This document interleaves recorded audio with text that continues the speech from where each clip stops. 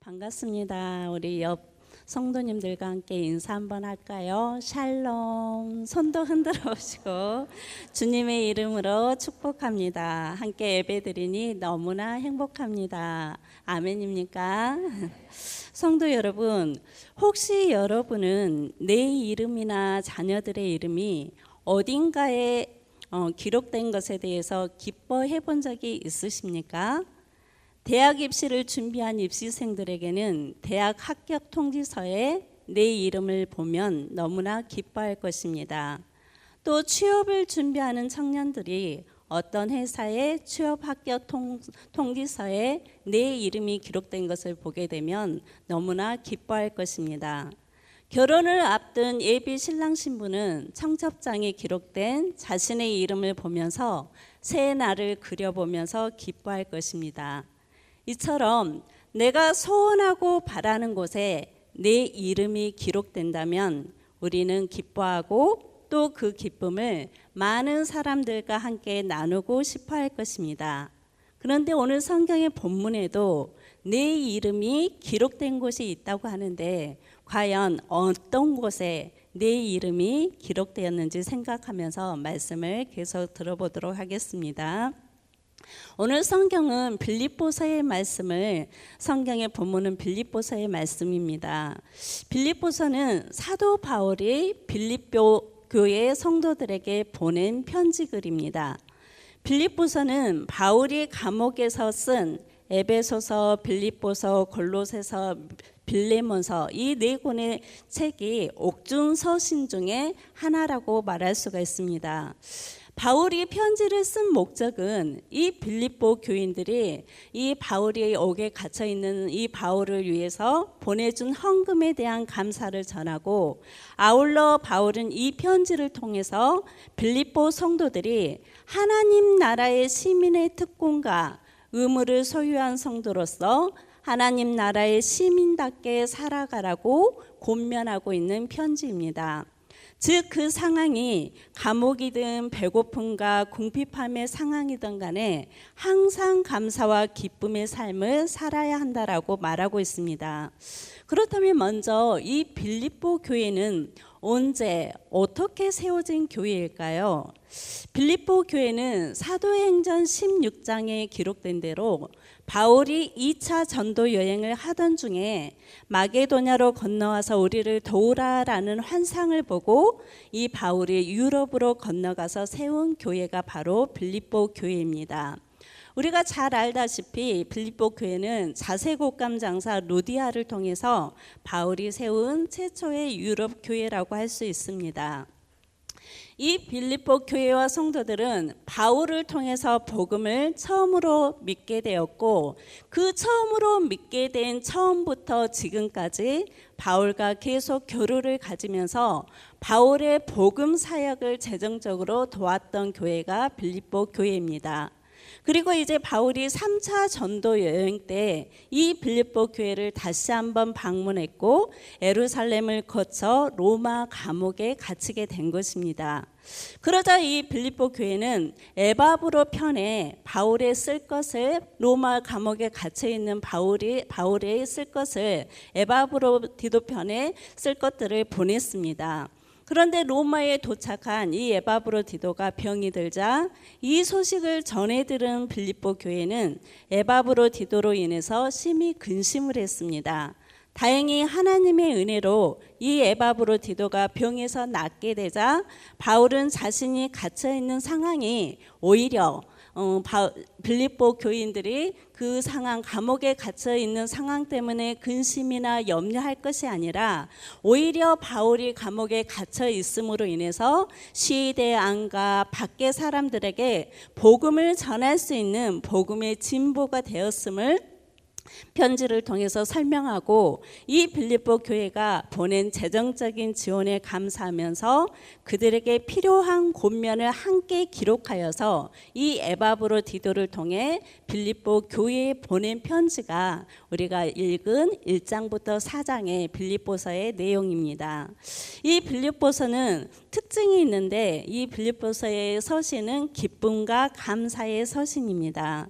오늘 본문 이 빌립보서 1장에서부터 4장 중에서 오늘 본문은 4장인데 이 4장은 바울이 이제 편지를 마무리하면서 이 빌립보 교회에 보낸 마지막 당부의 말씀이라고 할 수 있습니다. 성도 여러분, 예수 그리스도를 믿는 모든 성도들에게 있어서 영원한 소망, 가장 큰 소망이 있다면 그 소망은 무엇이겠습니까? 여러분은 어떤 소망을 가지고 있습니까?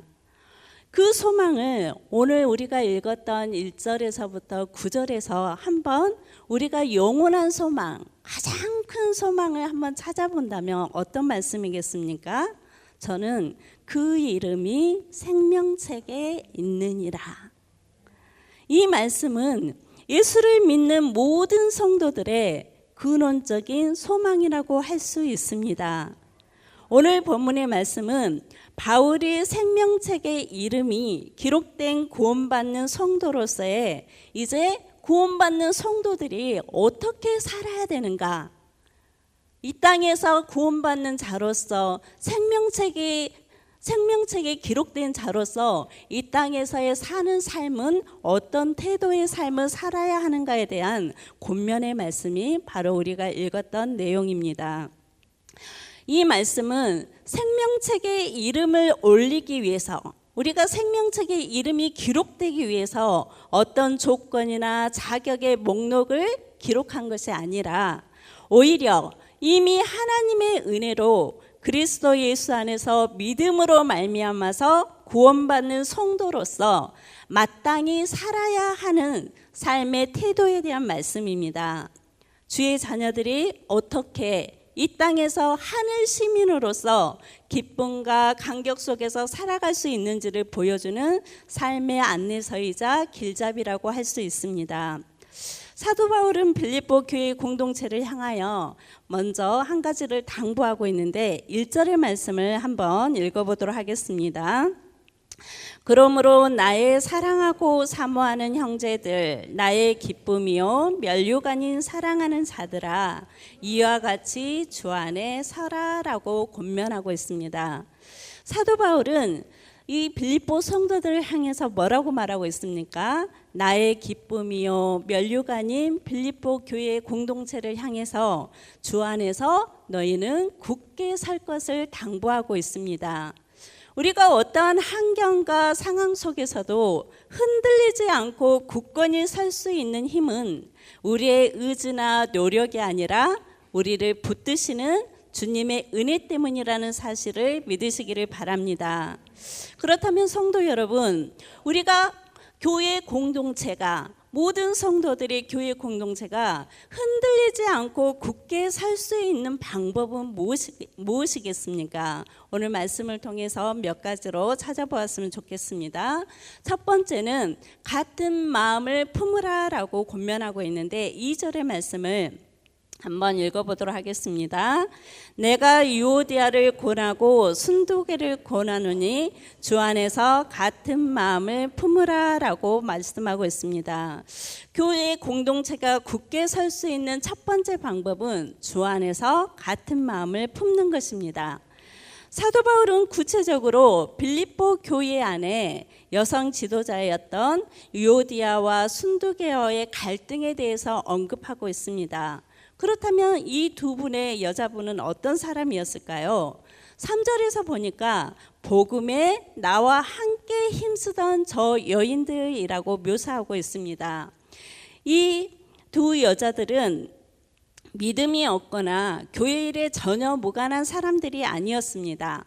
바울과 함께 복음 사역에 열심을 다하는 동역자들이었습니다. 그런데 이 두 사람은 어떤 이유에서인지 둘 사이에 갈등이 생겼습니다. 그들의 갈등은 점점 커져서 교회 공동체에 위기를 가져올 수 있었던 것 같습니다. 바울은 편지의 마지막 당부에 그들의 이름을 직접 언급하면서 주 안에서 같은 마음을 품으라라고 권면하고 있습니다. 여러분, 교회 공동체에 정말 필요한 것은 무엇이겠습니까? 남다른 열심이나 또 어떤 특별한 은사나 재능이나 그런 것이 필요한 것이 아니라 주 안에서 하나된 마음이고, 보이는 어떤 능력이나 성과보다는 보이지 않는 성김과 주 안에서 서로 동역하는 것을 우선 가치에 두는 것이 필요하다는 것입니다. 바울은 군사들이 빈틈없이 서서 적을 맞서듯이 빌립보 성도들도 주 안에서 한 마음이 되어 살아고 권면하고 있습니다. 그 한 마음으로 지금 해야 할 일은 내적으로 서로 갈등을 일으키고 다투는 것이 아니라 복음을 위해서 서로 동역하고 힘쓰는 일을 해야 한다라고 사도 바울은 권면하고 있는 것입니다. 사랑하는 성도 여러분, 교회 공동체에는 서로 다른 사람들이 함께합니다.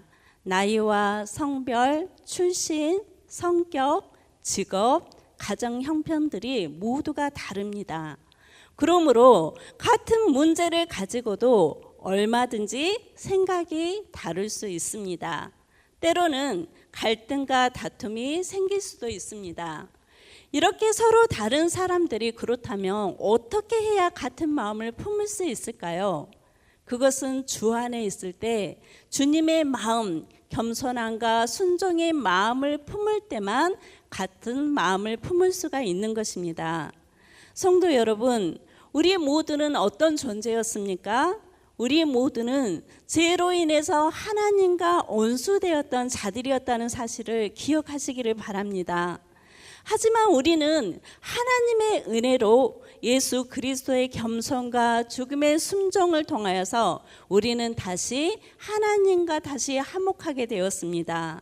그러니 성도들끼리 서로 용납하고 서로의 아픔과 약점을 품어야만 한다는 것입니다.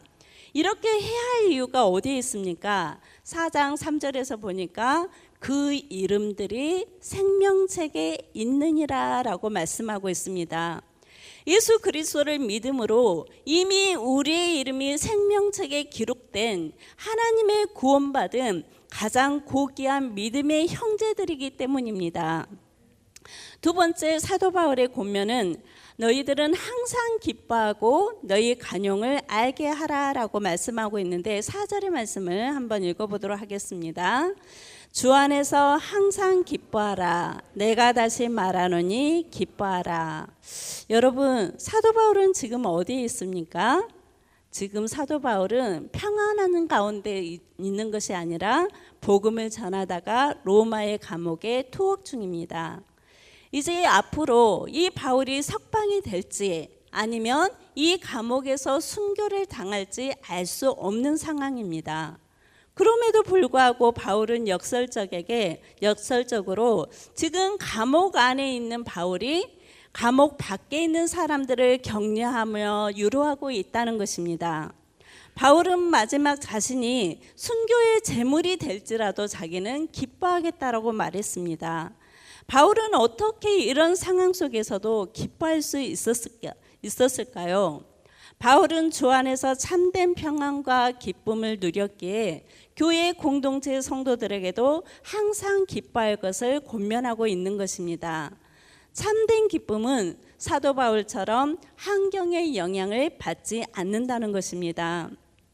성도 여러분, 우리의 기쁨의 온천은 어디에 있습니까? 우리는 무엇 때문에 기뻐하십니까? 대부분의 사람들은 우리의 환경과 또 상황과 소유가 전보다 좋아지거나 나아질 때 기뻐합니다. 이것은 우리의 기쁨의 온천이 여전히 세상의 상황과 환경, 소유에 매여 있다는 것입니다. 그렇다면 여러분, 우리가 항상 기뻐할 수 있는 비결은 무엇이겠습니까? 상황과 환경과 소유를 기쁨의 온천으로 삼지 않고 오직 주님과의 관계 속에서 기쁨을 찾는다면 더 이상 우리는 흔들리지 않는 견고한 기쁨을 누릴 수 있다는 것입니다. 참된 기쁨은 환경의 영향을 뛰어넘습니다. 어떠한 상황 속에서도 흔들리지 않는 견고한 기쁨의 온천은 오직 예수 그리스도, 오직 복음이라는 사실입니다. 어떤 상황에서도 기뻐할 수 있는 것은 오직 하나님의 자녀들만이 누릴 수 있는 기쁨입니다. 사랑하는 성도 여러분, 이러한 기쁨을 소유하시기를 축복합니다. 5절의 말씀을 같이 한번 읽겠습니다. 너희 간용을 모든 사람에게 알게 하라. 주께서 가까우시니라 라고 말하고 있습니다. 사도 바울은 너희의 간용을 모든 사람에게 알게 하라 라고 권면하고 있습니다. 여러분, 간용이라는 뜻은 사전을 찾아봤더니 남의 잘못 따위를 너그럽게 받아들이거나 용서한다라는 꼭 이렇게 뜻이 있었습니다. 또 간용은 헬라어로 에피에이케스라고 하는데 법조문이나 간습에 있는 권리들을 일일이 주장하지 않고 양보하는 사려 깊은 태도를 말합니다.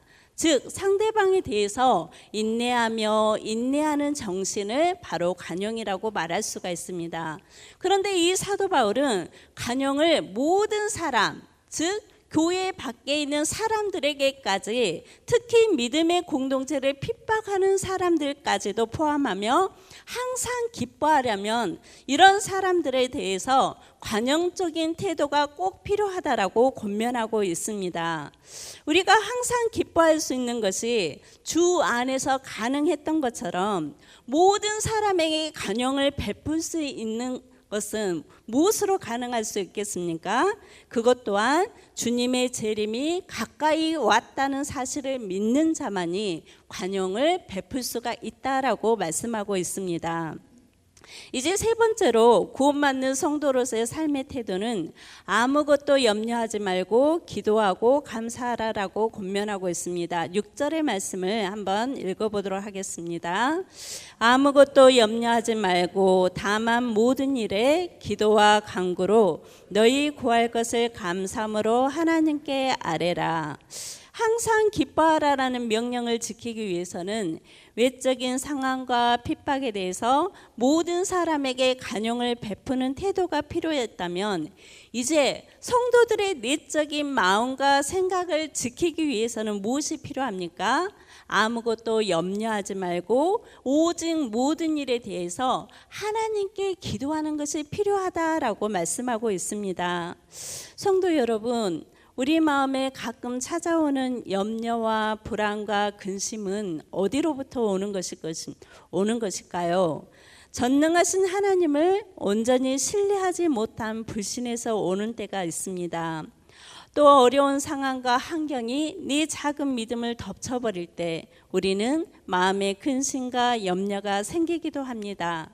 사도 바울은 우리의 모든 염려를 온전히 주님께 신뢰함으로 주께 다 맡기고 감사함으로 기도하라고 권면하고 있습니다. 그럴 때 어떤 일이 일어납니까? 여전히 상황은 변한 것이 없고 문제가 해결된 것이 없는데도 하나님의 평강이 우리의 불안하고 염려된 마음을 덮고 참 평강의 마음을 주시겠다라고 약속하고 있습니다. 이제 구원받는 성도로서 가져야 할 삶의 태도, 네 번째는 생각하라라고 권면하고 있습니다. 무엇을 생각해야 하는지 8절의 말씀을 잘 생각하면서 읽어보도록 하겠습니다. 끝으로 형제들아, 무엇에든지 참되며 무엇에든지 경건하며 무엇에든지 옳으며 무엇에든지 정결하며 무엇에든지 사랑받을 만하며 무엇에든지 칭찬받을 만하여 무슨 덕이 있든지 무슨 기름이 있든지 이것들을 생각하라라고 말하고 있습니다. 때때로 우리 교회 공동체 안에서도 깊이 생각하지 않고 말하고 행동함으로써 상대방에게 상처와 아픔을 주는 일들이 종종 있습니다.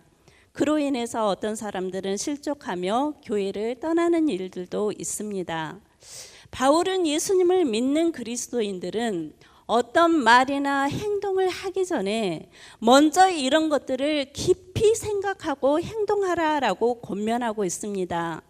이 일이 참된 것인지, 경건한 일인지, 옳은 말인지, 정결한 일인지, 칭찬받을 만한 일인지, 행동을 하기 전에, 말하기 전에 항상 깊이 생각해보고 그 행동이 교회 공동체에 덕이 될 것인지 칭찬받을 만한지를 생각하고 행동하라는 것입니다.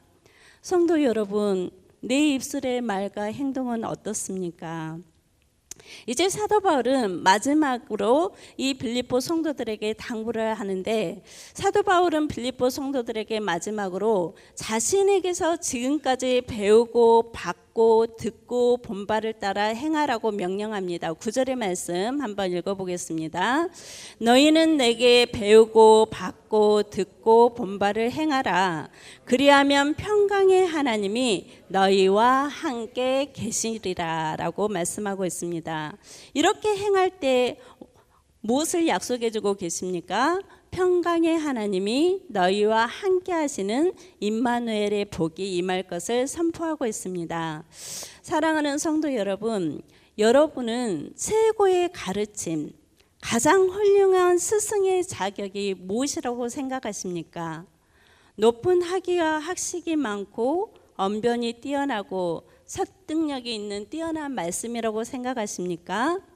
최고의 가르침, 가장 훌륭한 스승은 자신의 삶으로 진리를 증명해 보이는 것입니다. 가르치는 이의 모범적인 삶보다 더 좋은 교과서는 없다는 것입니다. 그래서 사도 바울은 이 빌립보 교회를 향해서 뭐라고 말하고 있습니까? 너희는 내게서 배우고 받고 듣고 본 바를 행하라 라고 말합니다. 성도 여러분, 바울은 어떻게 이렇게 당당하게 자신을 본받으라 라고 말을 할 수가 있겠습니까? 혹시 너무 자신만만하고 그래서 슬쩍 교만하다는 생각이 드십니까? 바울은 왜 이렇게 말할 수 있었을까요? 어떻게 하면 이렇게 당당하게 성도들을 향하여 너희들은 나를 본받아라, 제발 좀 나를 좀 본받아라, 이렇게 당당하게 말할 수 있었을까요? 왜냐하면 바울 자신이 예수님을 본받는 자였기 때문입니다. 그러므로 바울을 본받으라는 권면은 곧 예수 그리스도를 본받는 삶을 살라는 권면과도 같습니다. 바울은 빌립보 교회와 성도들을 가슴으로 품고 사랑하며 기도했던 목회자였습니다. 우리가 1장에서부터 4장까지 계속해서 새벽 예배를 통해서 말씀을 묵상했는데, 바울이 이 빌립보 교회와 성도들을 얼마나 사랑했는지 구구절절 성경에서는 말하고 있습니다. 내가 너희를 생각할 때마다 나의 하나님께 감사하며 간구할 때마다 너희 무리를 위하여 기쁨으로 항상 간구한다. 내가 예수 그리스도의 심장으로 너희 무리를 얼마나 사모하는지 하나님이 내 증인이시다. 만일 너희 믿음의 재물과 섬김 위에 내가 나를 순교자로 드릴지라도, 내 생명을 드릴지라도 나는 기뻐하고 너희 무리와 함께 기뻐하리라. 너희는 나의 사랑이요 사모하는 형제요 나의 기쁨이요 나의 면류관이다. 우리는 빌립보서를 통해 사도 바울이 빌립보 교회와 성도들을 얼마나 사랑하고 사모하고 기뻐했는지를 알 수가 있습니다. 저는 오늘 말씀을 새벽마다 준비했고, 오늘 이제 마지막 최종적으로 말씀을 드리면서 이런 소망이 생겼습니다. 사랑하는 성도 여러분, 우리 순천영광교회 목회자와 성도들 간의 관계가 이 바울과 빌립보 교회의 관계처럼 서로 사랑하며 복음의 신실한 동역자들이 되기를 소망합니다. 순천영광교회 공동체가 빌립보 교회처럼 어떠한 상황과 환경 속에서도 주 안에서 굳건히 서서 항상 기뻐하는 공동체가 되기를 소망합니다. 또한 교회 공동체의 모든 관심사가, 모든 성도들의 관심이 오직 그리스도, 오직 복음, 오직 교회와 성도들이 되기를 축복합니다. 그래서 주님이 재림의 날까지 우리가 서로 사랑하면서 연약한 성도들을 도우며 함께 기도하는 믿음의 성숙한 교회 되기를 소망합니다.